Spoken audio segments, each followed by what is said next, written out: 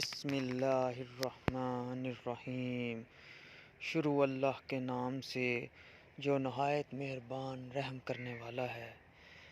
آج ہم اس ویڈیو میں کھادوں کے استعمال کے متعلق بات کر رہے ہوں گے۔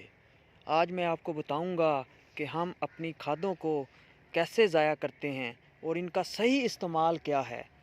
اکثر ہمارے کاشتکار بھائی ڈی اے پی کھاد اور ساتھ ہی یوریا کھاد جو ہے اس کو بہت زیادہ ضائع کر رہے ہوتے ہیں، اور خاص طور پہ جو ڈی اے پی کی کھاد ہے وہ ہم بہت زیادہ ضائع کر رہے ہوتے ہیں۔ اس کی سب سے بڑی وجہ جو یہ ہے، ڈی اے پی کھاد کے ویسٹ ہونے کا سب سے بڑا ذریعہ جو ہے ہمارے کاشتکار بھائی جو سب سے بڑی مسٹیک کرتے ہیں وہ یہ ہے کہ ہم کھاد جو ہے وہ جب ہم بجائی کر رہے ہوتے ہیں تو اس وقت نیچے ڈال دیتے ہیں، تو اس میں ہماری جو کھاد ہے ڈی اے پی وہ تقریباً جو ہے وہ 70% جو ہے وہ ضائع ہو جاتی ہے۔ 30% جو ہے ہمارے پودے اس کو استعمال کرتے ہیں، اور 70% تک جو ہے وہ ہماری کھاد جو ہے وہ ضائع ہو رہی ہوتی ہے۔ تو اس کو استعمال کا صحیح طریقہ جو ہے وہ ہم آج بتائیں گے آپ کو۔ پلیز میرے چینل کو سبسکرائب کر دیں اور لائک اور کمنٹ کریں۔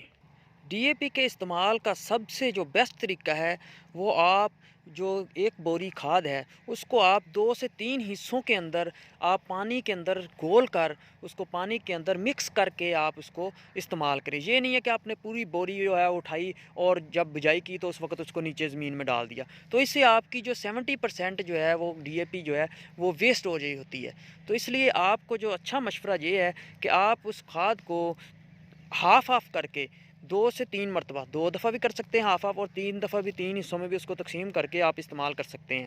تو اس سے یہ ہے کہ جب آپ جب آپ اس کو پانی کے اندر گھول کے استعمال کر رہے ہوں گے، ڈرم میں ڈال کے اس کو فلڈ کریں گے، تو اس کے ذریعے آپ کی جتنی کھاد ہے وہ ساری کی ساری پودوں کو ملے گی۔